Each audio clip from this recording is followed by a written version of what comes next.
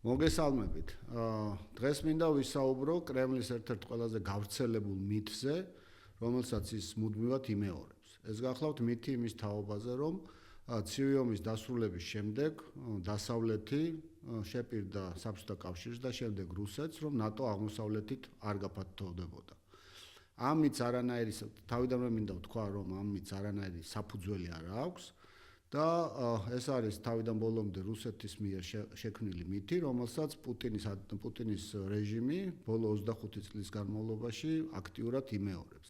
მას სურს წარმოაჩინოს საკუთარი თავი დასავლეთისგან მოტყუებულად ან დაჩაგრულად და გამოიყენებს ასეთ და მსგავს მითებს ჯერ ერთი სახლში შინ ანტიდასავლური ისტერიის გასაღვივებლად და მეორე მხრივ საკუთარი აგრესიული საგარეო პოლიტიკისა და უსაფრთხოების პოლიტიკის გასამართლებლად. ასევე თავისი სამხედრო აგრესიის გასამართლებლად თავის საზღვრებს მიღმა. ჩვენ გადავხედეთ, ყურადღებით გადავხედეთ იმ დოკუმენტებს, რომელიც ამ საკითხის გარშემო არსებობს, მათ შორის დოკუმენტებს, რომლებიც არის ამერიკის შეერთებული შტატების ეროვნული უსაფრთხოების არქივიდან, მათ შორის დოკუმენტები, რომლებიც თავის დროზე იყო საიდუმლო და ახლა მას ვადა გაუვიდა და განსაიდუმლოვდა და მინდა დაბეჭდებით თქვა, რომ არ არსებობს არათუ არანაირი ხელშეკრულება ან შეთანხმება ამ საკითხზე. არამედ არ არსებობს არც განზრახულებათა ოქმი და საუბრის ჩანაწერიც კი, რომელშიც საუბარი საერთოდ ამ საკითხს ეხება. ასევე ჩვენ ყურადღებით გადავხედეთ იმ მოგონებებს, მემუარებს და ინტერვიუებს, რომელიც იმდროინდელ ოფიციალურ პირებს აქვს გაკეთებული, მათ შორის უმაღლეს ოფიციალურ პირებს, როგორიც არის პრეზიდენტი ბუში, პრეზიდენტი რეიგანი, სახელმწიფო მდივანი ბეიკერი და ასევე მეორე მხრივ პრეზიდენტი გორბაჩოვი, იმდროინდელი საბჭოთა კავშირის პრეზიდენტი გორბაჩოვი და ედუარდ შევარდნაძე. ყველა მათგანი ერთხმად საუბრობს იმაზე, რომ ასეთი საკითხი საერთოდ არ ყოფილა განხილული, არათუ არ ყოფილა არანაირი შეთანხმება მსგავს საკითხს, არამედ საერთოდ განხილულიც კი არ ყოფილა. წამყვანმა ბრიტანულმა კვლევითმა ცენტრმა, Chatham House-მა ჩაატარა კვლევა ამ საკითხზე. ამ კვლევის შედეგად ცენტრი მკაფიო დასკვნას აკეთებს. დასავლეთის მხრიდან ნატოს გაფართოების შეზღუდვის დაპირების იდეა არის მითი, რომელსაც სამწუხაროდ კრემლის პროპაგანდა და ზოგიერთი პოლიტიკოსი და მეცნიერი უსაფუძვლოდ იმეორებს. ამასთანავე, Chatham House-ის მიმოხილვა ამტკიცებს, რომ ნატოს გაფართოება მოხდა აღმოსავლეთ და ცენტრალური ევროპის ქვეყნების სურვილებისა და მისწრაფებების საფუძველზე, მათი უსაფრთხოების ინტერესებიდან გამომდინარე და არა რუსეთის წინააღმდეგ მიზანმიმართული სტრატეგიის გამო.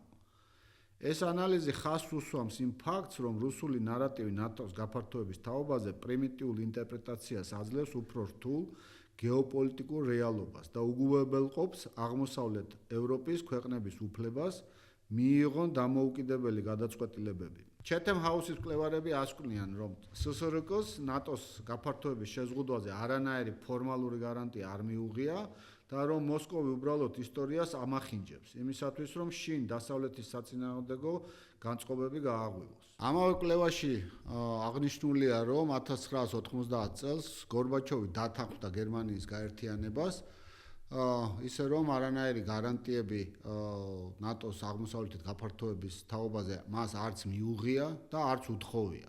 Chatham House-ის აზრით, ეს მითი ასევე შეიცავს სხვა ტიპის ფაქტების დამახინჯებასაც. საბჭოთა კავშირის დაშლის შემდეგ პირველი წლების განმავლობაში რუსეთის არ სურდა, რომ ის აღქმული ყოფილიყო როგორც საბჭოთა კავშირის შემცირებული ვარიანტი. და ის ისწრაფოდა, რომ ყოფილიყო აღქმული როგორც ქვეყანა, რომელიც ბოლშევიკური ტრაგედიის შემდეგ უბრუნდება თავის ევროპულ ფესვებს და იბრუნებს თავის ევროპულ იდენტობას. ეს იყო მაშინდელი, ესე ვთქვათ, საბჭოთა კავშირის დაშლის შემდეგ პირველი წლების საბჭოთა კავშირის საგარეო პოლიტიკის ძირითადი აქცენტი. ყოველ შემთხვევაში ისინი ცდილობდნენ, რომ ასე წარმოეჩინათ საკუთარი თავი. შესაბამისად, ნატოს აღმოსავლეთით გაფართოების წინააღმდეგ ასეთი აქტიური წინააღმდეგობა მაშინ არ აღინიშნებოდა რუსეთის მხრიდან.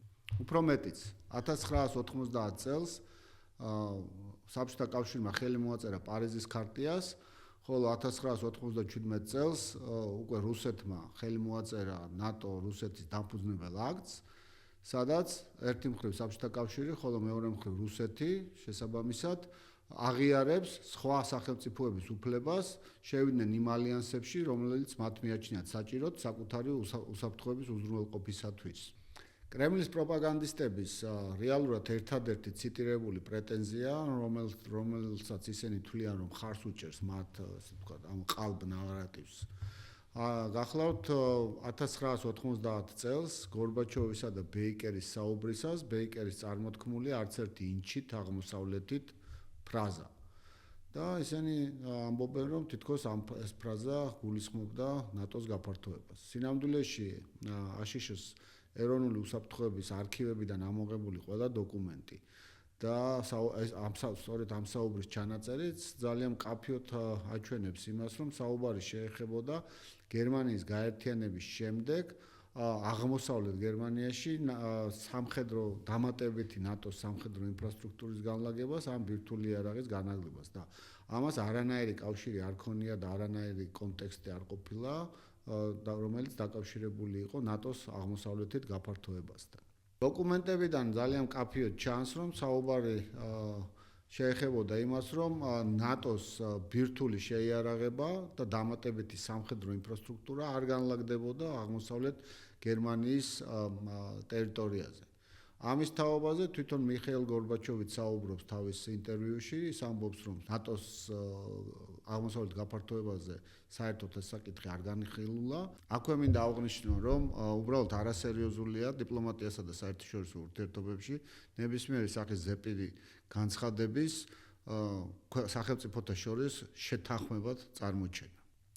ეროვნული უსაფრთხოების არქივის დოკუმენტებიდან ჩანს, რომ მხარეები განიხილავდნენ საბჭოთა კავშირთან ერთად მომავალი ევროპული უსაფრთხოების არქიტექტურის საკითხებს, თუმცა ნატოს აღმოსავლეთ გაფართოების საკითხი საერთოდ არ ყოფილა განხილული ამ კონტექსტში. ამ საკითხზე საუბრისას ძალიან მნიშვნელოვანია მაშინდელი საბჭოთა კავშირის პრეზიდენტის მიხეილ გორბაჩოვის და მაშინდელი საგარეო საქმეთა მინისტრის ედუარდ შევარდნაძის მოგონებები და ინტერვიუები. მიხეილ გორბაჩოვი ამ საკითხზე საუბრისას ამბობს, რომ არათუ არანაირი პირობა არ ყოფილა მიცემული ნატოს აღმოსავლეთ არ გაფართოების თაობაზე, არამედ საერთოდ მსგავსი საკითხი არასოდეს ყოფილა განხილული. ერთადერთი საუბარი, რასაც შეეხებოდა, ის ამბობს 1990 წელს, ეს გახლავთ გერმანიის გაერთიანებასთან ერთად ნატოს დამატებითი ინფრასტრუქტურისა და ბირთვული შეიარაღების განლაგებას აღმოსავლეთ გერმანიის ტერიტორიაზე. და ამის თაობაზე იყო პირობა, რომ არ განლაგდებოდა ასეთი ტიპის ინფრასტრუქტურა აღმოსავლეთ გერმანიის პირობაზე. როგორც მიხეილ გორბაჩოვი ამბობს და როგორც ჩვენ ყველამ ვიცით, ეს პირობა სრულად შესრულდა. მსგავს ამბავს ყვება ასევე მაშინდელი საგარეო საქმეთა მინისტრი ედუარდ შევარდნაძე. მისი განცხადებებით და მისი მოგონებების მიხედვით არასოდეს არ ყოფილა განხილული ნატოს აღმოსავლეთით გაფართოების საკითხი და შესაბამისად არანაირი პირობაც არ ყოფილა ამასთან დაკავშირებით დადებული. ერთადერთი რაზეც საუბარი იყო, ისევე როგორც გორბაჩოვი, შევარდნაძე ადასტურებს, რომ ეს საუბრები შეეხებოდა მხოლოდ დამატებითი სამხედრო ინფრასტრუქტურის გერმანიის დემოკრატიული რესპუბლიკის, ყოფილი გერმანიის დემოკრატიული რესპუბლიკის ტერიტორიაზე განლაგებას, ამ ბირთვული შეიარაღების გერმანიის დემოკრატიული რესპუბლიკის ტერიტორიაზე განლაგებას და ის ამბობს, რომ ეს პირობა ზედმიწევნით იქნა შესრულებული. შესაბამისად, დასკვნის სახით ჩვენ შეგვიძლია ვთქვათ, რომ ნარატივი, რომ თითქოს დასავლეთი, როდესღაც შეპირდა ან საბჭოთა კავშირს, ან რუსეთს, რომ ნატო აღმოსავლეთით არ გაფართოვდებოდა, არ შეესაბამება სიმართლეს, გახლავთ სიცრუე და არის რუსული პროპაგანდის პროდუქტი. თავისთავად აუცილებელია აქვე აღვნიშნოთ, რომ ნატოს ფუძემდებლური დოკუმენტებიდან გამომდინარე იმ პრინციპებიდან, რომელზეც ეს ორგანიზაცია აგებული, ნატო არათუ არამედ ვერც მისცემდა ვერანაირ გარანტიას, ვერც ერთ სხვა სახელმწიფოს, რომ ის ევროპის კონტინენტზე არ გაფართოვდებოდა. ეს გაფართოების შესაძლებლობა არის ჩადებული როგორც მის დამფუძნებელ დოკუმენტებში, ასევე იმ პრინციპებში, რომელზეც თვითონ ეს ორგანიზაცია არსებობს.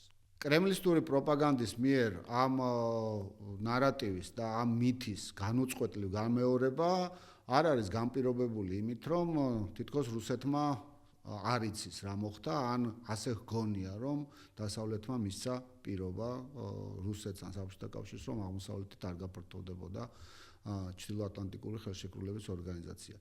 რუსეთს ბუნებრივია აქვს თავისი არქივები, აქვს საკმაოდ ბევრი დოკუმენტი, რომელიც ძალიან მკაფიოდ და ერთმნიშვნელოვნად ადასტურებს იმას, რაზეც ჩვენ ვისაუბრეთ. იმას, რომ არანაირი მსგავსი პირობა არათუ მიცემული არ იყო რუსეთისთვის ან საბჭოთა კავშირისთვის, არამედ საერთოდ ეს საკითხი არც განხილულა. მაშინ რატომ ცდილობს რუსეთი, რომ მუდმივად გამოიყენოს და მუდმივად ისაუბროს ამ თემაზე? ამის პასუხი ძალიან მარტივია. პირველ რიგში ის ამას იყენებს იმისათვის, რომ გააღვივოს ანტიდასავლური ისტერია, წარმოაჩინოს საკუთარი თავი თითქოს რა ვიცი, დაჩაგრულად ან მოტყუებულად და გაამართლოს ამითი საკუთარი აგრესია თავის მეზობელი ქვეყნების წინააღმდეგ. თავისთავად რატომ იბრძვის რუსეთი ნატოს წინააღმდეგ? სინამდვილეში არანაირი საფრთხე, რა თქმა უნდა, რუსეთს ნატოს ქვეყნებისგან და ნატოსგან არ ემუქრება. უფრო მეტიც, ჩვენ შეგვიძლია თამამად ვთქვათ, რომ ყველაზე სტაბილური და მშვიდი საზღვრები თუ რუსეთს გააჩნია, ეს გახლავთ ის საზღვრები, რომელიც მას გააჩნია ნატოსთან. სწორედ აქედან ამ საზღვრებზე არის კეთილდღეობა, სტაბილურობა, მშვიდობა და არანაირი საფრთხე და არანაირი რისკები მისგან არ მომდინარეობს. რატომ ეწინააღმდეგება აბა რუსეთი ნატოს გაფართოებას? ამის პასუხი ძალიან მარტივია. რუსეთი ეწინააღმდეგება ნატოს გაფართოებას ერთადერთი ძალიან მარტივი მიზეზის გამო. ნატოს წევრი ქვეყნებისადმი მას არ შეუძლია იმ აგრესიის განხორციელება, რომელსაც ის ახორციელებს არა ნატოს წევრი ქვეყნების წინააღმდეგ. მაგალითად, საქართველოსა და უკრაინის წინააღმდეგ. ის ვერ დაესხმება თავს ნატოს წევრ ქვეყანას, რადგან ეს ქვეყნები არიან ალიანსის წევრები და არიან კოლექტიური თავდაცვის ორგანიზაციის ქოლგის ქვეშ. სწორედ ამიტომ მას სურს შეინარჩუნოს თავისი აგრესიული პოლიტიკის გატარების შესაძლებლობა და ამიტომ ის ეწინააღმდეგება ნატოს გაფართოებას განსაკუთრებით აღმოსავლეთით. დასკვნის სახით მინდა ვთქვა, რომ ნარატივი, რომ თითქოს დასავლეთი როდისმე შეპირდა ან საბჭოთა კავშირს, ან რუსეთს, რომ ნატო აღმოსავლეთით არ გაფართოვდებოდა, არის სიცრუე, წარმოადგენს კრემლისტური პროპაგანდის ნაყოფს და არ გააჩნია არანაირი საფუძველი. არც ისტორიული, არც დოკუმენტური საფუძველი არ გააჩნია. ძალიან სამწუხაროა ის ფაქტი, რომ კრემლისტი პროპაგანდისტების გარდა ამ ნარატივს ზოგიერთ შემთხვევაში დასავლეთის აკადემიური და პოლიტიკური წრეები ზოგიერთი წარმომადგენელიც იმეორებს, ისე რომ არც ცდილობენ გაერკვნენ საქმის ვითარებაში. ამასთანავე აღშკარაა, რომ კრემლი აქტიურად ცდილობს შექმნას ნატოსაგან ტრისხატი. ეს საერთოდ ასე ხდება, როდესაც დიქტატორები ვერ ახერხებენ რაიმე სიკეთის მოტანას საკუთარი ქვეყნისთვის, იქნება ეს წარმატებული ეკონომიკური, ჯანდაცვის, განათლების ან რამე სხვა ტიპის რეფორმები, ან კარგი მმართველობის დამკვიდრება, ისინი ყოველთვის ცდილობენ შექმნან ტრისხატი, წარმოაჩინონ თითქოს ვიღაცა ცდილობს მათთვის ქვეყნის წართმევას, ან იმ ცხოვრების წესის შეცვლას, რომელიც მათ აქვს.